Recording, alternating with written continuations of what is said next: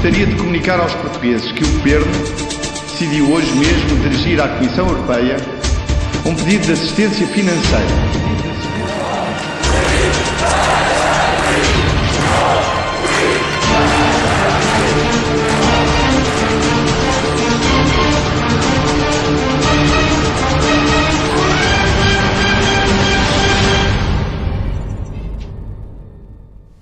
Segunda e última parte do debate do Estado Crítico. Seja muito bem-vindo. Vamos passar para o nosso segundo tema.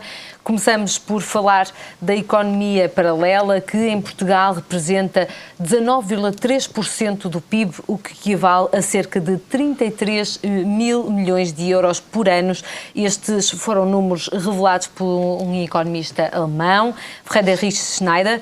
78 mil milhões de euros foi quanto Portugal pediu à Troika e este valor da economia paralela representa quase metade desta ajuda, deste apoio financeiro que Portugal pediu à Troika. É muito dinheiro, Manuel António Ribeiro. É, de facto, é muito dinheiro e, aliás, nós até podíamos dizer, e os entendidos na matéria, não sendo economista, mas lendo o que os nossos economistas também apresentam, se não existisse a economia paralela, nós nem tínhamos déficit. Ou seja, isto demonstra o peso que esta economia paralela tem na nossa economia.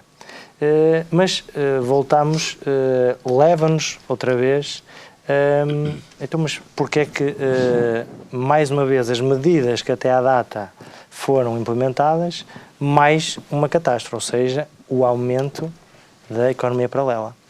Isto porquê? Porque as pessoas, as empresas continuam cada vez mais quase sem oxigênio para respirar, e há uma tentativa de conseguir angariar alguma coisa, e esse método, essa forma de poder, não digo já esbarra no viver, já o sobreviver, então vai transformar esta economia que deveria fomentar saúde, que deveria fomentar o emprego, que deveria fomentar os interesses de qualquer sociedade, e o que é que nós deparamos é uma fuga aos impostos, claramente. Ou seja, esta economia paralela deveria ser até uma reflexão do nosso governo com um objetivo claro. Bem, se existe este incentivo, se existe este hábito, se existe esta postura, então se calhar se nós diminuíssemos a nossa carga fiscal, se nós diminuíssemos os impostos, as pessoas já não tinham essa necessidade ou essa tentação, porque não valia a pena fugir, porque essa economia deixaria de existir, até poderíamos até crescer, anulando por completo esse vírus que nós temos na nossa economia. Cristina Guedes, pergunto-lhe que medidas, que estratégias pode o governo português adotar para combater a economia paralela? Um dos remédios que seriam de grande execuibilidade para combater essa fuga seria melhorar os sistemas informáticos, cruzamento de dados. Quando se vai a uma bomba de gasolina, por exemplo, e o senhor diz que quer com o número de contribuinte, isso diz tudo. Ou seja, bastava que ele registasse lá o número da matrícula do veículo e era emitido o recibo, portanto, do destinatário, do seu proprietário, e, portanto, estava controlado tanto a bomba de gasolina como nós também destinatários, não é? Com o valor real que ali foi, o consumo que foi feito ali. Quem diz isso, diz os cafés, diz, enfim, aqui estamos a falar, se calhar, de um desvio, e eu estava-me a lembrar aqui, por exemplo, da Itália, que sempre viveu, a vecchia senhora, como eu dizia, sempre viveu, a Itália deve ser dos países, se calhar, que aqui na Europa terá a maior economia paralela.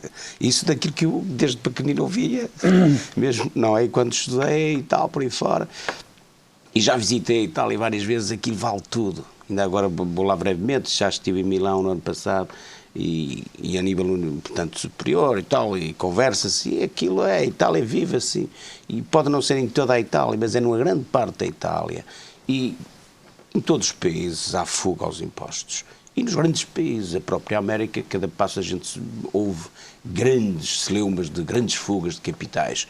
Não é fácil, digamos, estancar um processo desses. Isso tem a ver muito com a cultura de um povo. A parte cultural e o nível social desse povo é que define todo o resto. Eu diria que numa equação matemática há mais ou menos, digamos que, economia paralela, ou seja, ou não cumprimento do dever perante as finanças de um país, consoante é a sua cultura, o seu nível social, enfim, as pessoas estão mais ou menos, digamos, capacitadas para cumprir. Vejo assim, os desvios, a economia, ela aparece porque há desvios nas mentalidades e, portanto, é permitido fazê-lo e depois é impossível não estancar digamos que fugas, entre aspas, fisco.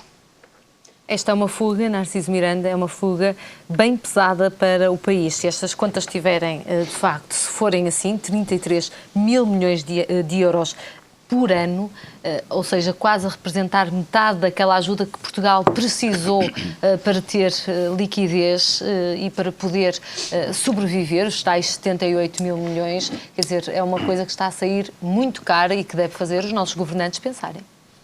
É verdade. Mas eu acho que já foi tudo explicado muito bem. Isto é uma questão cultural. Isto é eminentemente uma questão cultural. E é também uma questão que tem a ver da maneira como nos relacionamos. Porquê é que há o incentivo à fuga? Primeiro, a situação social. As pessoas vão sempre à solução mais barata porque não têm dinheiro. E a solução mais barata consegue gerar a economia paralela. As nossas feiras, o IVA dos restaurantes, o IVA do café, etc. As pessoas, para competir, têm que fazer a chamada batota. Parece-me que não há dúvidas sobre isso. Mas a questão cultural também tem a ver com isto que vou dizer agora. Se o Estado, através dos seus representantes ao longo das décadas, que é para não haver confusão de pensarem que eu estou aqui a fazer uma análise muito casuística, se porta mal com os cidadãos, o Estado porta-se mal com os cidadãos. Porta-se mal não, porta-se muito mal. Não dá um exemplo? Dá um péssimo exemplo. Exatamente. O Estado funciona com os cidadãos de uma forma policial. E mais grave do que funcionar de uma forma policial, dá um mau exemplo porque não cumpre. Exatamente. Saca. Eu não estou a dizer, quando o Estado vai buscar os impostos que estão estabelecidos na lei, é uma regra. Agora, você repare, o Estado faz uma cobrança, enganou-se. Você já viu o martírio do cidadão para conseguirem que as finanças lhe corrijam o engano? Mas se for ao contrário, não há discussão. Está a casa a piorar. E, portanto, meus caros amigos, não vale a pena iludirmos esta questão. E eu só tenho pena que lá os senhores e as senhoras estão no governo, os que estiveram, os que estão e os que estiveram antes dos que estiveram, não percebam que este exemplo incentiva, motiva. Somando isto, esta questão, dizem a questão, eu tive no outro dia, desculpe, eu costumo utilizar a linguagem muito simples, porque sei que as pessoas, a maior parte das pessoas que estão a ver, gostam de linguagem muito simples. Eu tive um imigrante, um jovem português, matosinhense, um quadro técnico, que, como acontece com a esmagadora maioria dos nossos jovens, têm que olhar pela vida e deixam a sua terra, deixam a sua família, para arranjar trabalho noutros lados. E então ele está a trabalhar na Suíça. E eu conheço bem a situação, está no cantão alemão, em Basileia. Então eu trava um grande debate onde eu estava com mais umas pessoas e eles dizem aquilo, as próprias pessoas, próprios cidadãos sentem-se na obrigação de cumprir, ser exigentes, de não sujar o chão, de pagar os impostos, de não sei o quê, porque depois também tem a contrapartida e portanto tem não sei como é. retorno daquilo que... E ele estava a dizer isto, a fazer uma avaliação muito exigente, para não dizer condenatória, relativamente ao cidadão português. aos seus conterrâneos, aos seus concidadãos. Eu interrompi e disse, olha, e o Estado suíço, como é que ele se comporta? Como é que lá esses artistas se comportam com o cidadão? Pois, se há um engano, resolve-se em 2 dias. Pois, olha, os vigaristas aqui são aqueles que nos representam. Os cidadãos respondem da mesma moeda. Desculpem a franqueza. Pá. Medidas Eu não estou a dizer que é o combater. governo. É mudarmos. Fazemos uma revolução cultural. Alterarmos o estado das coisas. Tem que começar por aí. Porque é muito importante fazer essa fiscalização. Como disse muito bem, o professor disse isso muito bem. E então, se formos às feiras, se houver uma fiscalização eficaz, por lá meia dúzia de polícias a fiscalizar, persistentemente, eu tenho a certeza que durante um determinado período de tempo eliminam, reduzem drasticamente. Eu não estou a dizer que não concordo que se faça isto. Isto deve-se fazer, se fizer em simultâneo, aquilo que nunca se fez, pelo menos desde que eu existo. Que é por aí muito mais para trás. Pelo menos desde que eu existo nunca se fez. Que é caminharmos no sentido de fazer a revolução cultural, de mudar as mentalidades de toda a gente, começando de cima para baixo, porque é sempre, o exemplo vem sempre de cima para baixo. E o Estado comportar-se de uma forma séria com o cidadão. O Estado respeitar o cidadão. E quando digo o Estado respeitar o cidadão, é respeitá-lo até às últimas consequências. É cumprir os seus deveres com o cidadão e obrigar o cidadão a cumprir os seus deveres com o Estado. Aqui tem que haver uma reciprocidade. Não pode ser só num sentido. Neste momento está num sentido. O Estado porta-se mal, tem uma atuação policial, tem uma atuação, entre comas, vigarista, de aldrabão, e os cidadãos respondem da mesma maneira. Portanto, andamos aqui neste ciclo. Aliás, desculpem as expressões. Aliás, as expressões que eu utilizo. E eles andam, é uma linguagem simples para as pessoas que estão a ouvir, não é? E eles andam aqui neste ciclo vicioso. Isto é pescadinho de rabo na boca. Sim, nós devemos acabar com isso. E nunca, claro que temos que aliás, acabar. Mas um... é preciso começar a fazer a revolução cultural. Miranda, começar a ter comportamentos cívicos exigentes. Começar a sermos exigentes nos dois sentidos. Um exemplo. Como é que podemos, se as pessoas que têm poucos recursos vão almoçar, a primeira coisa que chegam lá, quer dizer, agora tiveram que pagar mais 23%. Quer dizer, eu... Sim, passou de 15%. Não quero recibo. É mais 23%, porque se eu puder recibo, são mais 23%. Ou seja, as pessoas é um incentivo. Exatamente. As pessoas, se eu tenho... Não, eu só tenho... Se eu tenho... Os recursos são menores, então eu vou arranjar a forma de eu ter que pagar menos. Sim, mas então, isso não pode ser menos. razão para nós termos alterado as questões da justiça fiscal em Portugal. E agora vamos ouvir o Amadeu. Pode Sim, continuar? eu gostava de acrescentar e trazer aqui alguma discórdia ao debate que também acho que é importante. Eu acho que a questão fiscal em Portugal é uma questão política e eu peço desculpa, mas como técnico não posso pôr as coisas de outra maneira. Se houver vontade política de que haja justiça fiscal em Portugal, existem mais que instrumentos a nível informático, a nível de pessoas, a nível de estruturas para se pôr justiça fiscal em Portugal. Esta questão da economia paralela, ela existe. Eu estive a ver aqui alguns dados com algum interesse. Ela até 2008 diminuiu. Chegámos até aos 18%. E realmente, depois de nós termos perdido o dinheiro dos mercados, ela voltou a subir. E voltou a subir numa altura, e é preciso perceber isto, numa altura em que o Governo, a partir dessa altura, começou a ser, inclusive, mais exigente em relação à cobrança fiscal. Não é? Todos nós sabemos que os IMIs, que os IMTs, que os impostos de carro, houve uma preocupação maior, houve um investimento maior. E as pessoas passaram tempo menos dinheiro. Todos nós sabemos, o professor Agostinho falou e muito bem aqui, que o cruzamento de dados na máquina fiscal portuguesa é possível e que não venham com as histórias das instituições, da proteção dos dados e não sei o quê. Cuidado que há um interesse maior que se põe em causa, que sobrepõe em relação a todos os outros interesses, que é o interesse do povo português, nomeadamente de 33 mil milhões por ano. Temos que combater isso. Portanto, tecnicamente, é possível, desde que haja vontade política. Todos nós nos lembramos quando o nosso atual Ministro da Saúde teve no Ministério, no Ministério das Finanças, que fez um trabalho excelente. Portanto, houve vontade política nessa altura e houve muita coisa que evoluiu em Portugal em termos de justiça fiscal e de cobrança fiscal. Independentemente de nós, infelizmente, estarmos agora a levar com mais carga fiscal, com mais aperto de controle fiscal em relação ao que está a passar, nota-se que o pouco que foge, que ainda é possível fugir, porque é preciso chamar isso a atenção. Portanto, nós crescemos para 19,3%, mas o aperto em termos de cobrança fiscal aumentou. O que quer dizer que o pouco que consegue fugir, fugiu muito mais.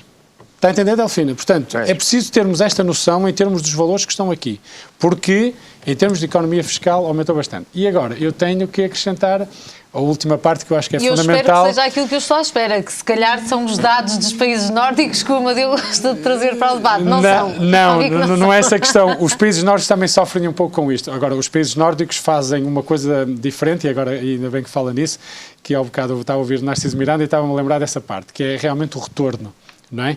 Quando nós sentimos retorno, nós sentimos com vontade de realmente pagar. Os países nórdicos fizeram uma coisa muito simples, que foi, vamos dar primeiro um grande retorno aos nossos contribuintes, não é? E depois eles vão-nos pagar a fatura com o seu trabalho e com a sua disponibilidade para pagar. Portanto, nós sabemos que os impostos nos países nórdicos também rondam o cerca de 70% a 80% do rendimento familiar. Portanto, é preciso que se diga isso e que custa muito. Todo o Serviço Nacional de Saúde, a excelente educação que os finlandeses têm, custa aos cofres do Estado, mas que os cidadãos na qualidade de vida. Em relação ao dinheiro que a Delfina estava a precisar, e nós todos, realmente para Portugal, eu tenho que acrescentar uma variável que tem a ver com os mercados financeiros, que é a questão dos offshores. Portanto, nós temos esse dinheiro está cá em Portugal. Agora, não está fisicamente nos bancos portugueses, porque infelizmente os bancos portugueses estão com problemas de liquidez e daí as negociações com o BCE e com as pessoas do Parlamento Europeu para que realmente nós consigamos manter-nos em pé, não é? Em termos do sistema financeiro. Contudo, todos nós somos confrontados com notícias, ainda hoje, infelizmente, soubemos mais uma, que provavelmente o Dr. Ricardo Salgado terá recebido algum dinheiro e esse dinheiro terá vindo offshore. Aqui a parte que me interessa, independentemente dos nomes das pessoas que estejam envolvidos, é de perceber de que realmente a entidade offshore que gera milhões de euros por dia, não é? Tem a fuga do recurso que faz falta à economia. Portanto, e este dinheiro da economia paralela, muito desse dinheiro não está na economia. O que não acontecia há cerca de 10 ou 15 anos atrás, porque o dinheiro da economia paralela era para comprar apartamentos, era para comprar carros, era para comprar a segunda casa, a casa do Algarve, e isso era dinheiro que depois entrava de outra maneira na economia, porque quando se ia comprar a casa, independentemente dele não ser taxado, era num segundo circuito. Ao início era depois gasto depois em Portugal com investimento. Hoje em dia, infelizmente, não, isso não está a acontecer. Esse dinheiro fugiu para as offshores, não é? E nós não o podemos usar. Está debaixo de alguns senhores, não é? Que se podem pôr em causa ou não, mas que ele lá é que não faz bem a ninguém. Está a perceber? Então não é questão cultural nenhuma. Isso já foi. Então essa questão, não há aqui cultura nenhuma aqui. Não, isso é, as pessoas usaram essa fuga, aliás, todos nós sabemos os problemas que Itália teve e Espanha teve. Mecanismos para que se anulem com os offshores. Os mecanismos têm que ser globais, porque não é só Portugal, não é?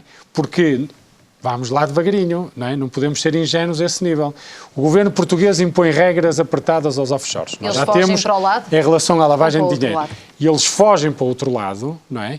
E ao fugir para o outro lado, vão pelo outro lado para os offshores. Portanto, como é que se diz? A liberdade de transação de capitais dentro da Europa não pode ser fechada. Cuidado com isso. É por isso, o Luís Nogueira não está aqui hoje, mas ele fala muito nesse consenso europeu, no que a fiscalidade diz respeito. Claro, tem que ser todos juntos. Nós não podemos ter um mercado livre na Holanda, não é? Como existe em Roterdão, onde as taxas são diferentes. Luxemburgo, toda a gente sabe que é uma offshore, dentro da própria Europa. A Suíça é igual. A Suíça já não está na Europa comunitária, está numa Europa geográfica. Mas, naturalmente, muito dinheiro é canalizado para a Suíça. Vocês sabem o problema que a Suíça teve há poucos anos. A Suíça teve que desvalorizar a moeda. E ainda bem que tem a moeda para desvalorizar, não é? Como ainda agora dizem, para sairmos do euro, desvalorizamos a moeda e depois nós podemos voltar. A Suíça viu-se com muito dinheiro e, de um momento para o outro, disse: nós não podemos continuar este caminho. E então desvalorizaram a moeda para fechar um pouco o fluxo de capitais que estava a aparecer na Suíça. Percebe? A questão em termos globais não é fácil de gerir. Agora, nós devemos olhar para o nosso burgo, devemos implementar as melhores regras que nos permitam uma justiça social para que realmente diminuir a taxa dos 19%, sem dúvida nenhuma. Vamos passar para o nosso terceiro tema. É um tema caricato, ou se calhar de caricato não terá nada. Há autarcas que encontraram formas de controlar a lei de limitação de mandatos e continuar na prática a esfiar as respectivas juntas de freguesia, mesmo após os 3 mandatos consecutivos da lei de limitação. Há pelo menos 2 casos mais conhecidos e mais polémicos. Narciso Miranda, era de esperar, ou esta lei parece-lhe de alguma forma incompleta por permitir que depois dos 3 mandatos os autarcas continuem a figurar nas listas, mas não em primeiro lugar? Nós já discutimos isso e eu tenho o maior prazer em discutir outra vez, e depois das eleições eu desafio a Delfina a fazer um programa só para isso. Esta lei foi feita com os pés. É uma lei absurda, não cabe na cabeça de ninguém, não atingiu nenhum dos objetivos que lhe está subjacente. E a culpa é, obviamente, dos partidos. De todos, neste caso de todos. Já não é só dos partidos do sistema, é de todos. E esta lei foi feita com os pés, porque foi feita só porque alguém meteu na cabeça que havia aí um conjunto de artistas, homens e mulheres, que eram presidentes de Câmara, e que tinham, entre comas, poder a mais, ao ponto de esse poder a mais lhes permitir o processo da cacicagem, e que isto é uma chatice, porque havia alguns autarcas que eram importantes demais. Porque a questão de fundo é esta, tínhamos coragem de o dizerem. Há deputados que raciocinam desta maneira.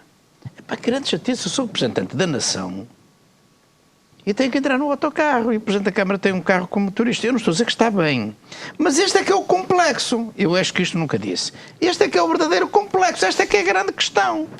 Eu não estou a dizer que o Presidente da Câmara deve ter o carro com muita cilindrada, essas coisas todas, não me interessa para nada, porque estou à vontade, que estive lá há 27 anos, e em 27 anos troquei de carro 3 vezes. E o meu assessor diz que recebeu um carro que gastava, não gastava nada, é tudo mentira. O carro que deixei lá tinha 10 anos, andava bem, não gastava nada, era seguro, o ar-condicionado funcionava e uma motorista ia sempre com excesso de velocidade. Ia sempre uma média de 180. Não diga isso, olha, prevenção. O problema não é meu, é dele. Ter cima num dia que estamos um fim de semana que estamos de prevenção à velocidade. Exatamente. Eu não sei se ouviram bem o que eu disse, não era o que ia conduzir. E não era o que ia conduzir, não foi eu como disse, não dizia, era mais coisa. E portanto, o carro estava bom. Agora, há um conjunto de pessoas que disseram assim, em vez de estudarem o assunto a sério, e em vez de se avançar com o processo de limitação de mandatos, avançar com o processo a sério, para, de facto, abrir espaço para renovação, para que entrem outras pessoas, ou então, como dizem, para, a sério, evitar o dito cujo caciquismo, que está queriam subir, está há muito tempo no poder, e então, a sério, fazia-se isso tudo, e fazia-se uma lei em condições, mas muito mais ampla. Muito mais, olha, eu nem vou falar nas pessoas que vivem há quase 40 anos mudando de lugares, que é o tal sistema que o Bloco Central consegue gerar. Ou há pessoas que desde os 20 anos não saem deste circuito. Ou foram chefes de gabinete, depois passaram para adjuntos, depois passaram para secretário de Estado, depois foram para ministros, depois foram para deputados, depois regressaram a assessores, depois voltaram a assessores, foram para chefe de gabinete, depois voltaram se calhar a Presidente da Câmara, depois voltaram não sei o quê, e há 40 anos que andam nisto. São profissionais da política. E o Bloco Central, como toda a gente sabe, ninguém tem coragem de o dizer, tem gerado este clientelismo. E não estou a dizer que não existam pessoas de grande valor, que não existem pessoas qualificadas e pessoas que até foram como é que é dizer, foram aprendendo ao longo da vida e que até são bons ou razoáveis profissionais se saírem deste circuito e entrarem no circuito de uma empresa para trabalharem a sério. Agora, esta lei é um absurdo. Repare, eu vou já a essa coisa. Caíram 2 candidaturas de peso. A candidatura de Gondomar e a candidatura de... Isaltino? Não, outra. Da Guarda. 2 candidaturas independentes. Vou-lhe dar uma novidade. Para a sua televisão, meta isso na Lusa. Todas as candidaturas independentes estão iguaizinhas a essas que caíram. Todas. Ou seja, apresentaram as assinaturas sem dizer... Todas com a mesma irregularidade. Todas. Todas, sem exceção. Por uma razão muito simples. Porque a candidatura apresenta Vou repetir, porque eu acho que a Delfina ficou surpreendida. Sabe que eu percebo disto, desta coisa percebo. Fico surpreendida porque não houve queixas nos tribunais, nas comarcas. Todas as candidaturas foram apresentadas, todas. Não, houve queixas. A de Gaia, a de Matosinhos, Vou lhe dizer porquê.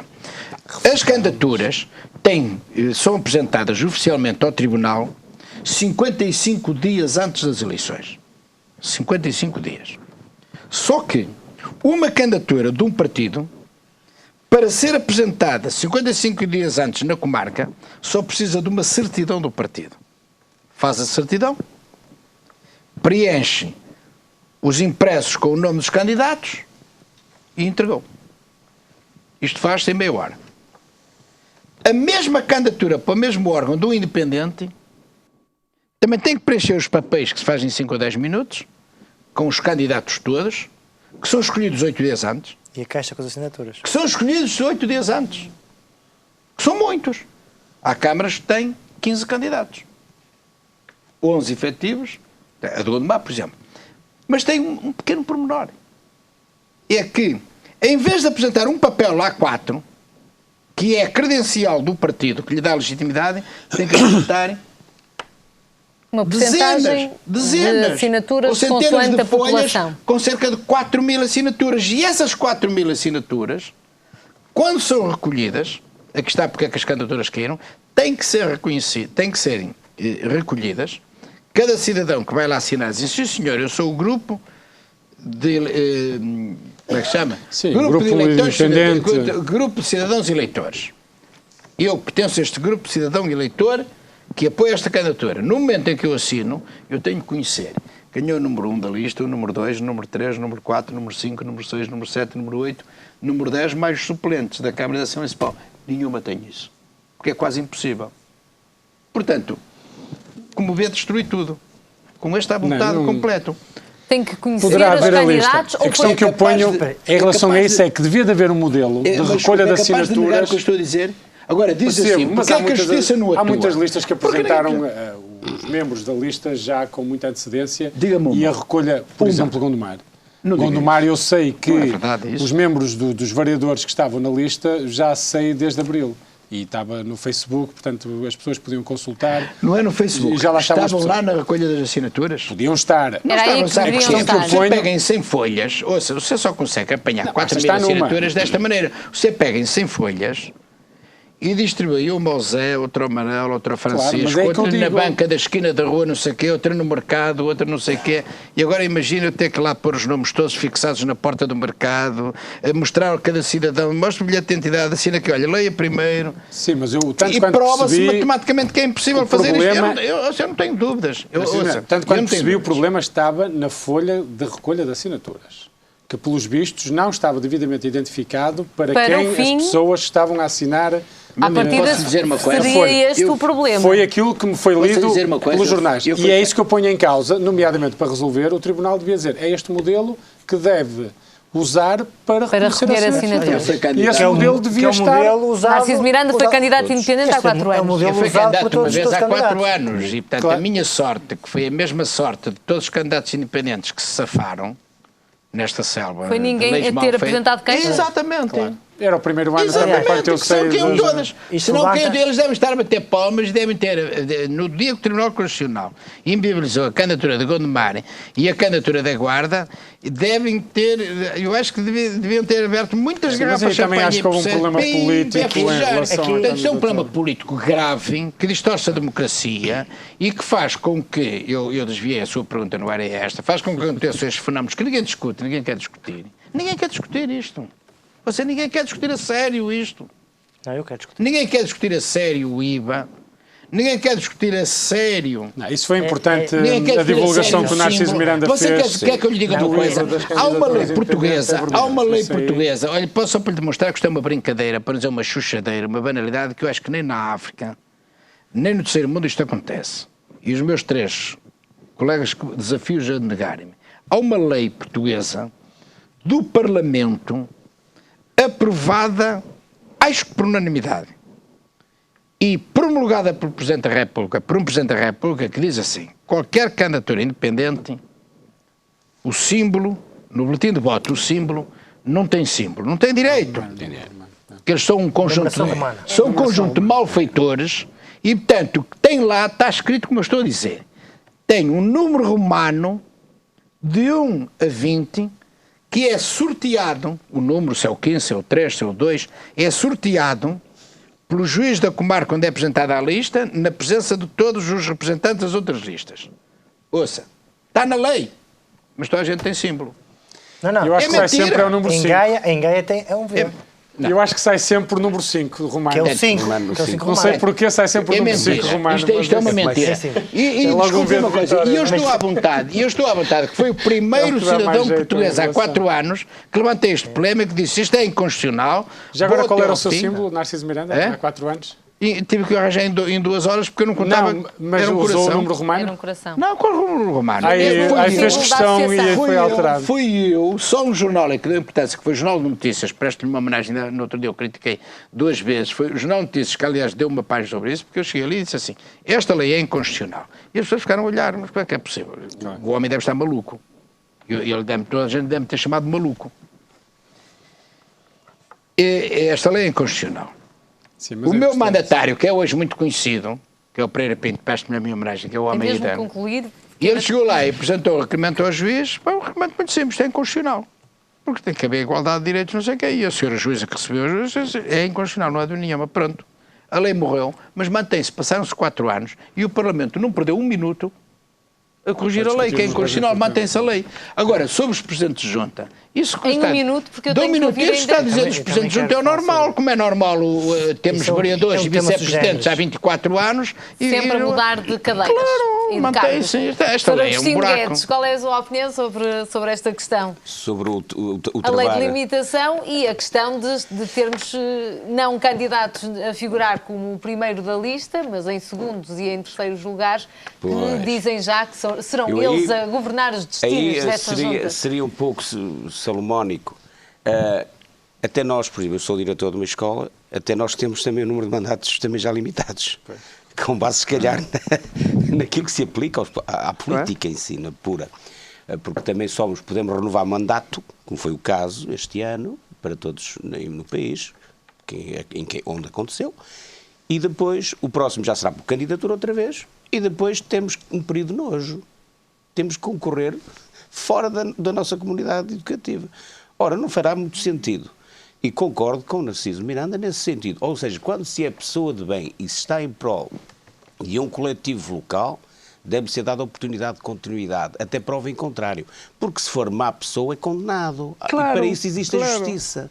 E não é justiça, é a decisão das pessoas que escolhem as opções. Controle. Será o próprio Estado deve criar mecanismos de controlo, de boa gestão de contas. A escola, eu sou presidente do Conselho Administrativo da minha escola. Tenho umas pessoas à volta, passando pela Secretaria, e um vice, mas temos que prestar contas. E somos pessoas de bem até prova em contrário. Na escola pública, por exemplo, desafiamos. Em relação ao privado, por exemplo, à escola privada, isto por causa desta coisa. Mas para chegarmos aí, nós somos pessoas de bem porque temos uma contabilidade pública muito certinha, temos um orçamento à cabeça e temos que o cumprir e não gastamos nem mais um tostão. Portanto, até aí, e temos controlo de gestão das finanças, daquilo que gastamos, e onde gastamos, e como gastamos. Temos há inspeções periódicas que vêm até à escola a ver. Portanto, se isso se aplicasse também à generalidade da população portuguesa, estou convencido que estávamos todos bem hoje. Agora, sou contra, e também realmente sou contra a limitação de mandatos porque isso põe em causa o que é a boa gestão das pessoas de bem que estão no poder local. Impede-os e a própria população fica prejudicada pela não continuidade desse cidadão que está à frente e que foi eleito por essa gente e, portanto, e que merece a confiança dessa gente. Enquanto se é Presidente de Câmara, se é pessoa de bem, ela deve continuar. Então, e depois, de certeza que nenhum Presidente de Câmara que é eleito, sei lá, 10 vezes, e como temos casos de 30 e tal anos, não é?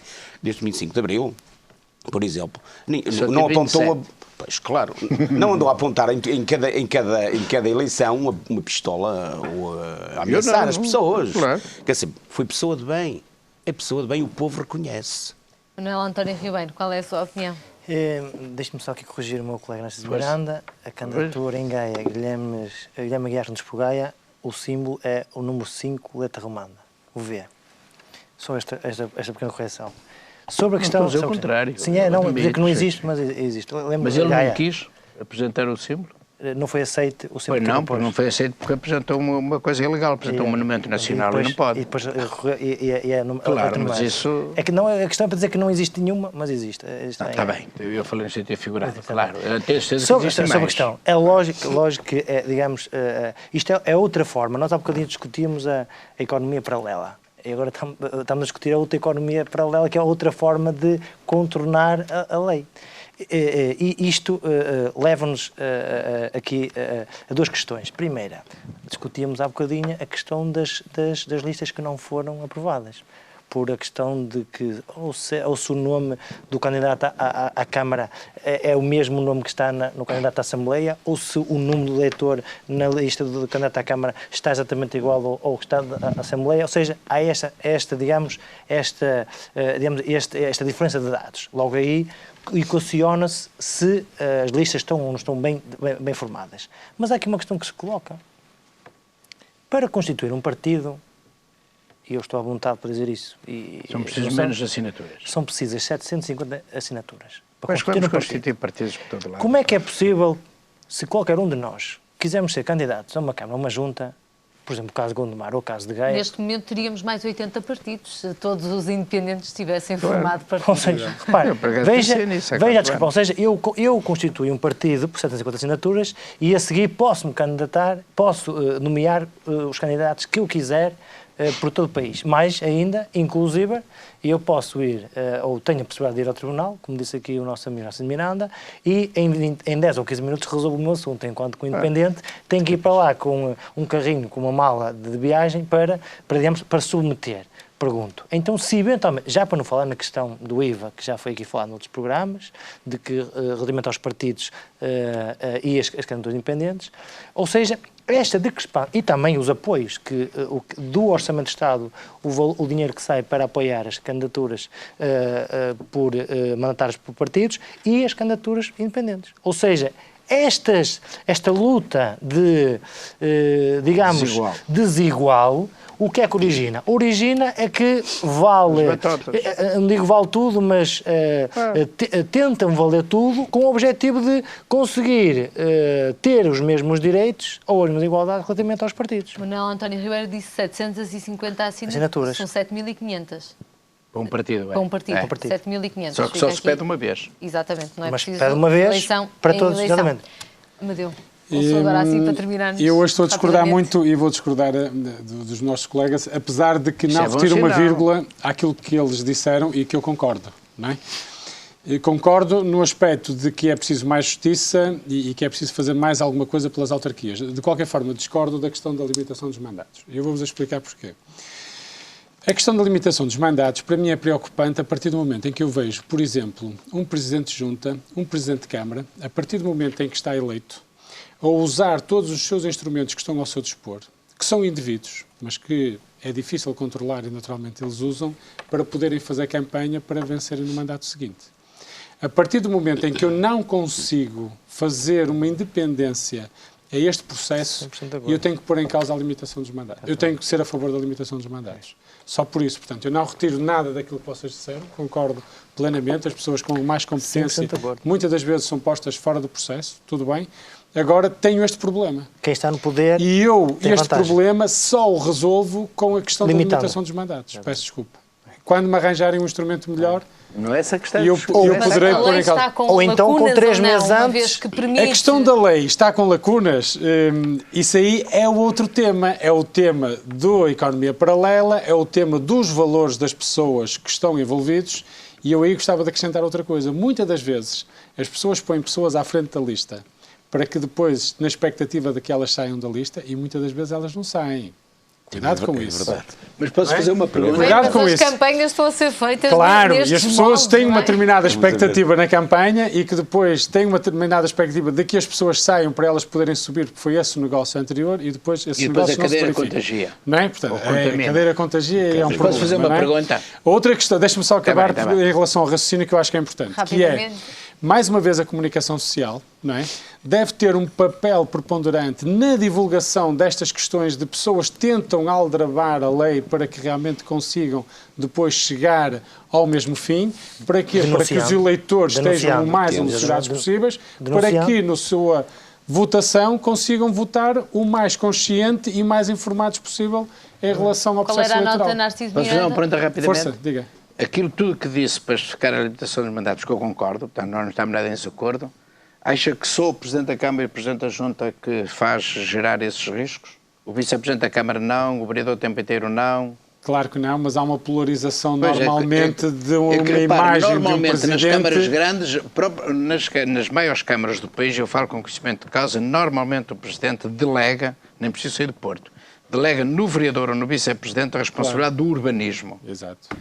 E nós podemos ter um vereador a tempo inteiro no urbanismo 50 anos. Claro. E depois, ao fim de 50 anos, que ainda tem uma mas esperança de vida muito mais tempo, faz mais 12 anos de Presidente da Câmara. A limitação de mandatos não pode ser... Mas não brincamos com estas coisas.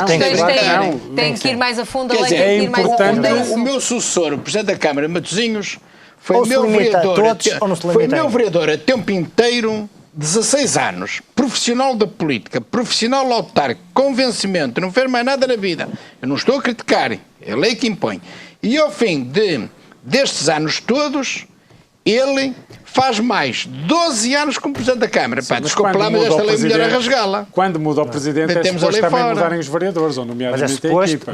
Mas o suposto, às vezes, não se verifica. Por isso é que eu digo o suposto, porque normalmente as equipas são feitas com pessoas de confiança.